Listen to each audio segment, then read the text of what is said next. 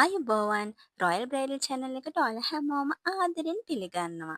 මේ channel එකෙන් bridal saree designing, Candian bridal styles, custom made bridal outfits, behind the scenes bridal creations ඔයාලට step by step share කරන්න තමයි මේ channel එක start කරේ.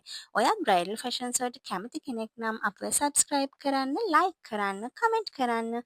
ඉතින් අපි යමු අද වීඩියෝ එකට.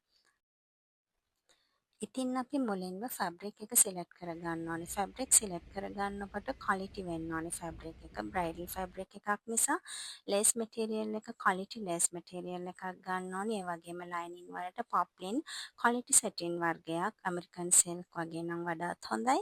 ඉතින් ඒ විදිහට මැටීරියල් සිලෙක්ට් කරගෙන අපි බ්‍රයිඩ්ගේ මෙෂර්මන්ට්ස් වලට බ්ලොක් එක ඇඳගෙන කපා ගන්න ඕනේ. ඉතින් අපි කපාගෙන අපි මේ බොබින් එකට විදිහට නෝල් පුරවගෙන මටීරියල්ස් තුනකින් නම් අපි කරන්නේ තුනෙන් මෙන්න මේ මේ බ්ලොක් එක විදිහට තියලා අපි කපාගෙන බ්‍රා මේ කට් විදිහට එක අපි බ්‍රා මහ කට් එක ගන්න මහ ඕනේ. ගන්න ඕනේ. බලන්න බ්‍රා කට් එක මහනකොටත් අපි ලයිනින් එකක් වෙනම මහනවා. ඒ වගේම අනිත් එක බ්‍රයිඩල් වැලන්ටිනා හරි ඇමරිකන් සිල්ක් හරි අපි ගන්න සෙටින් එකයි පොප්ලින් එකයි තියලා එක වෙනම මහනවා. ඒ විදිහට ඒ දෙක කොටස් දෙකක් විදිහට මහලා ඒ දෙක එකතු කරලා තමයි අපි ජැකට් එක නිම කරගන්නේ. මොකද එහෙම මහනකොට අපිට ඇතුල් පැත්තෙන් ලස්සනට නීට් එකට ජැකට් එක පේනවා. මැහුම් වාසි ඒවා මොනවත් පේන්නේ නැතුව යනවා. ඉතින් අනිවාර්යෙන් බ්‍රයිඩල් ජැකට් එකක් වුණාම ඒක ගොඩාක් නීට් වෙන්න ඕනි. පිටිපස්ස බැලුවත් හැම පැත්තෙම නීට් එකටම තියෙන්න ඕනි. ඒක ගැන අපි විශේෂයෙන් අවධානය යොමු කරන්න ඕනි. ඉතින් බලන්න මේ විදිහට අපි බ්‍රා කප් එකක් තියලා මේ විදිහට මහ ගන්න ඕනි.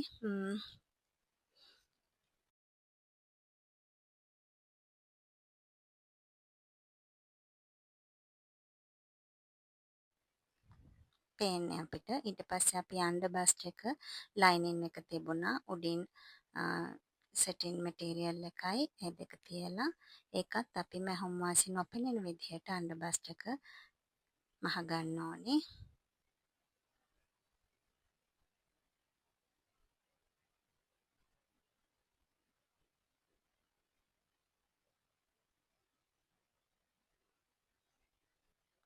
ඉතින් අපි අපේ අවධානය ෆැබ්‍රික් එක කට් කරන එකේ ඉඳලා මැහුම නිමා වෙනකම් අපේ උපරිම අවධානයෙන් ජැකට් එකට යොමු කරන්න ඕනේ. මොකද මේක බ්‍රයිඩල් සාරි ජැකට් එකක්. බ්‍රයිඩ් කෙනෙක් කියන්නේ හැමෝගෙම අවධානය යොමු වෙන කෙනෙක්.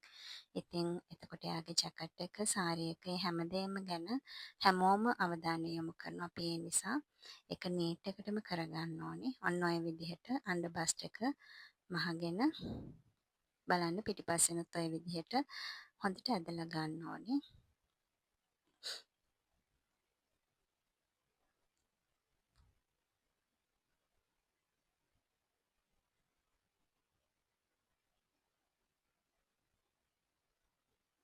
ඉතින් මේ විදිහට ස්ටිච් එකක් කරලා ඒත් එක්ක මේක අයන් කරලා ඔයාට පුළුවන් නම් ඒ වෙලේ මේ ෆිනිෂින් එක නීට් කරලා ගන්න. ඒක ගොඩාක් හොඳයි.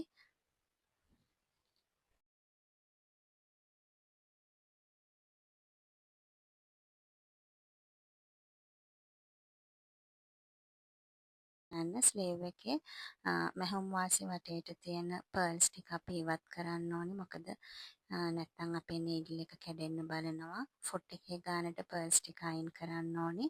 මේ ෆැබ්‍රික් එකේ මම පර්ල්ස් කට් කරන්නේ මොකද හොඳම ක්වොලිටි ෆැබ්‍රික් එකක්. එතකොට කට් කරා කියලා එක පර්ල් එකක් අයින් වුණා කියලා අනිත් පර්ල් එක ගැලවිලා යන්නේ නැහැ. ඒ නිසා මම මේ විදිහට පර්ල් එකෙන් පර්ල් එකට ඒ ටික මැහුම් වාසි එන ප්‍රමාණයට කට් කරනවා.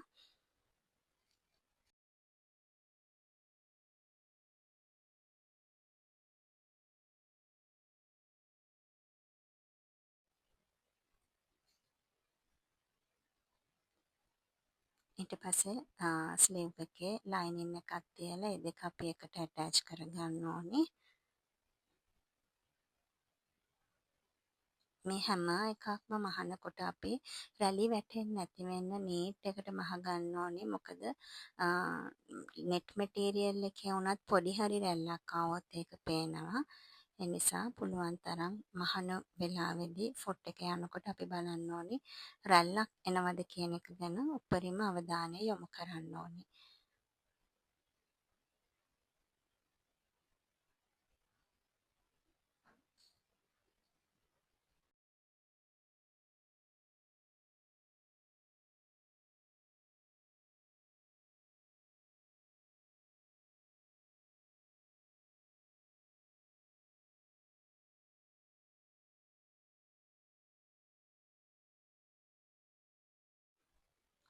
ඉතින් ඔය විදිහට ස්ලීව් එක අපි රෙඩි කරගත්තා. මොකද මේක පෆ් ස්ලීව් එකක්.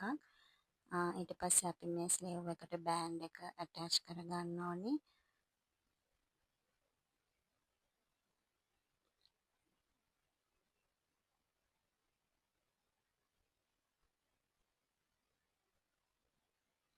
ඉතින් ওই බෑන්ඩ් එක හදන විදිය අපි ලයිනින් එකයි වැටලන්ටිනා හරි අපි ගන්න ඇමරිකන් සිල්ක් හරි ඒ මටීරියල්ස් දෙක තියලා අපි ওই විදිහට බෑන්ඩ් එක නීට් එකටම හදන්න ඕනේ.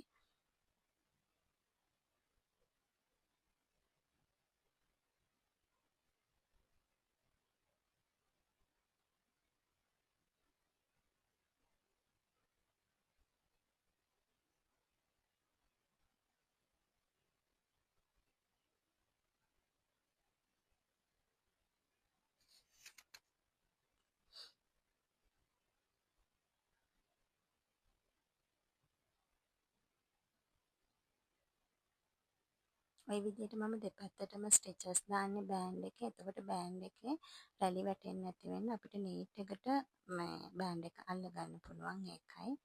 බලන්න දැන් ওই විදිහට නමනකොට උනත් අපිට හරිම පහසුයි.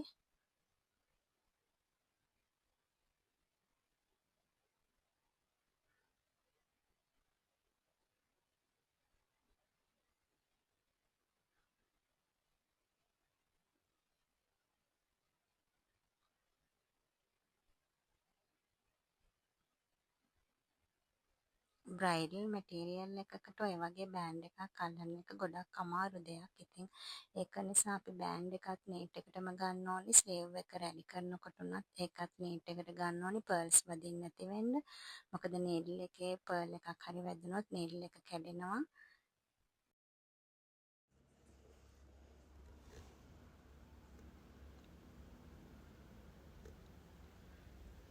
ඔය වගේ ඉදිරිපස පළුවට අපි බ්‍රා කට් එක මහගන්නේ. ඉතින් ඕක නීට් එකටම ওই විදිහට තියෙන්න ඕනේ. ඊට පස්සේ අපි ස්ලීව් එක ඇටච් කරලා සයිඩ්ස් මොට්ටු කරන්නේ. ඉතින් අපි මේ විදිහට සයිඩ් මොට්ටු කරනකොට හැම වෙලාවෙම නීඩල් එකේ පර්ල්ස් වදිනවද කියන එක බලන්න ඕනේ. ඩබල් චෙක් කර කර තමයි මහන්න ඕනේ. ඉතින් ඔන්න ඔය විදිහට අපි ජැකට් එක නිර්මාණය කරගන්නවා. ඊළඟට අපි ඒකට වර්ක් එකක් දාගන්න ඔය විදිහට. ඉතින් මේ විදිහට හදාගෙන අපි ෆ්‍රන්ට් එක ෆුල් වර්ක් කරන්න ඕනේ. ෆුල් වර්ක් වෙන තරමට තමයි ජැකට් එකේ ලස්සනට පෙනුමක් එන්නේ. ඔය වගේ අපි ජැකට් එකේ ඉදිරිපස ෆුල්ම වර්ක් කරගන්න ඕනේ. ෆුල් වර්ක් වුණාම තමයි ජැකට් එකට ලක්සරි ලුක් එකක් එන්නේ. ඉතින් බ්‍රයිඩ්ට ෆිට ඔන් කරාට පස්සේ එයාගේ මෙෂර්මන්ට්ස් වලට ගොඩාක්ම ලස්සනට නීට් එකට තියෙන්න ඕනේ. බලන්න ඔය විදිහට ටිකෙන් ටික අපි වර්ක් කරගත්තට පස්සේ මේක මගේ ෆස්ට් වීඩියෝ එක. බලන්න ඔයාලා කැමති නම් මේ වගේ වීඩියෝස් ආයෙත් බලන්න. මම තවත් ලස්සන ලෙහෙන්ගාස්, බ්‍රයිඩල් සාරි ජැකට්ස්, ඒ වගේම පාටි ෆ්‍රොක්ස් ඒ හැම එකක්ම නිර්මාණය කරන හැටි ඔයාලට ඉදිරියට ගේන්න බලාපොරොත්තු වෙනවා. ඉතින් ඔයාලා මේ වගේ වීඩියෝස් වලට කැමති නම් මාව සබ්ස්ක්‍රයිබ් කරන්න, ලයික් කරන්න, ඒ වගේම පුළුවන් නම් මගේ channel එක share කරන්න. ඉතින් ඉස්සරහටත් මම මේ වගේ වීඩියෝස් ඔයාලට ගේනවා.